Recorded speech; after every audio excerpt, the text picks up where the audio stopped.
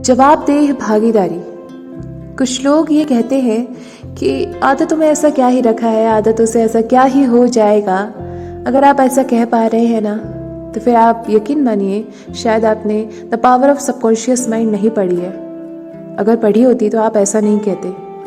आपने लोगों को ये बोलते हुए सुना होगा, जितने भी सक्सेसफुल लोग हैं, सफल लोग हैं, वो अक्सर बोलते हैं कि आपकी विचार हकीकत बन जाते हैं। अब तब आप सोचते हैं कि भाई विचार अलग है, सब अलग है, कर्म अलग है, हमारे विचार हकीकत कैसे बन जाते हैं? तो हमारे विचार हमारे अंदर की दुनिया बनाते हैं। हमारे अंदर की दुनिया हमारे शब्द बनाती है, हमारे शब्द हमारे कर्म बनाते हैं और हमारे कर्म हमारी हकीकत बनाते हैं। तो जब लोग सबकॉन्शियस माइंड की बात करते हैं और बोलते हैं कि हम जो सोचेंगे बार बार वही हमारी ज़िंदगी में हो जाएगा, उसका मतलब ये नहीं होता है कि कोई जादू है।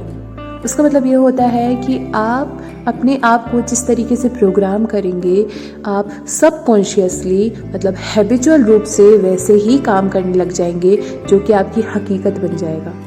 अगर आप चाहते कि आप एक बड़े से ट्रक को उठा लें, बहुत मुश्किल है, लेकिन अगर आपने विचार मजबूत कर लिया तो फिर आपका दिमाग मजबूत होगा, दिमाग शरीर मजबूत कर देगा, शरीर प्रैक्टिस करेगा, हैबिचुअल हो जाएगा प्रैक्टिस की, और किसी दिन शायद उठा भी लेगा।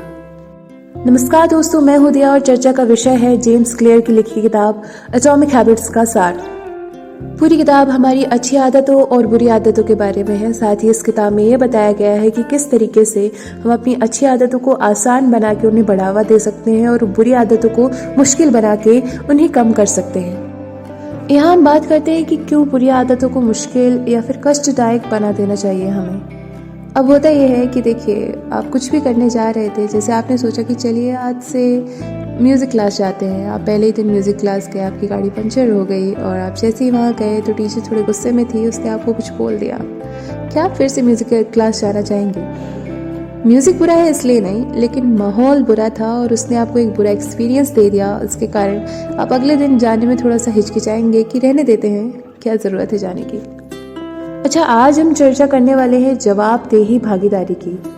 अब इसका मतलब होता है लायबिलिटी या फिर अकाउंटेबिलिटी, अगर हम इंग्लिश में कहें तो होता यह है कि देखिए, साम दाम दंड भेद आपने सुना होगा। एक प्रोग्रेस जो होती है हमारी आदतों के लिए प्रेरणा बनती है, लेकिन एक तरीका और होता है अपनी आदतों को बनाने का। अब समझिए, आपके यहाँ कोई मजदूर काम कर रहा है, वो अच्छे से काम नहीं कर रहा था, उसको आलस आ रहा था, लेकिन आप आ गए, ठीक है। अब वो डर रहा है कि आप अगर उसको पैसे नहीं दोगे तो क्या होगा, तो फिर वो आपकी एक वार्निंग पे अच्छे से काम करना शुरू कर देता है। या कोई होटल हो तो कस्टमर अगर थोड़ा अकड़ रहा होता है तो वो थोड़ा अच्छे से बिहेव करते हैं, खाना अच्छा सर्व करते हैं ताकि कस्टमर शांत हो जाए।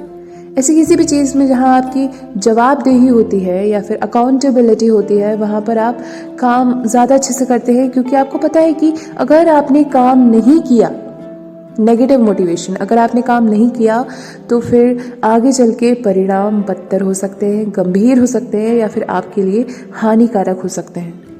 अब देखिए, ज़िंदगी आपके साथ ऐसा ही करती है। जब आप कुछ अच्छा करते हैं ना, तो आपको ज़िंदगी कुछ अच्छा देती है, और जब आप कुछ बुरा करते हैं तो ज़िंदगी आपको कुछ कुछ बहुत गंभीर दे देती है। अब ज़िंदगी आपके साथ ऐसा करती रहे और आप सब कॉन्शियसली उसके अनुसार चलते रहे, इससे अच्छा कॉन्शियसली खुद के साथ ऐसा करना शुरू कर दीजिए, ताकि आपके अलावा कोई भी ये निर्धारित ना कर सके कि आपके साथ क्या होने वाला है।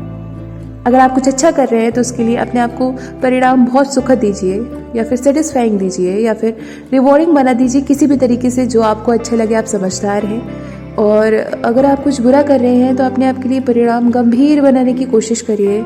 जैसे कि आप ऐसे सोच लीजिए कि अगर आज मैं 2 राउंड नहीं दौड़ पाया, अगर आज मैं 2 राउंड नहीं दौड़ पाया सुबह सुबह, तो फिर मैं रात को टीवी नहीं देखूंगा।